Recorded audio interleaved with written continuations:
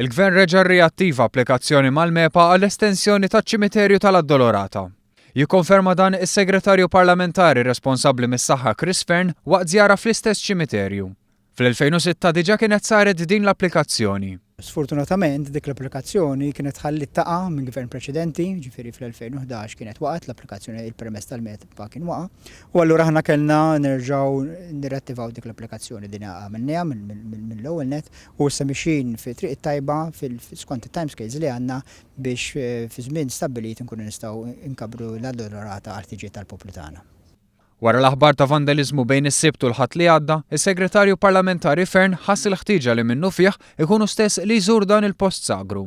Dan hekk kif iċ-ċimiterju jaqa' taħt id-dekasteru tiegħu. Fil-fatt jiena qiegħed hawnhekk mhux biss biex nikkondanna l-vandaliżmu biex nuri s-solidarjetà tiegħi mal-familjari ta' min kien vittma ta' dal-vandaliżmu ma wkoll biex nuri l-apprezzament tiegħi lil ħaddiema fil-ċimiterji li għamlu ħafna xogħol.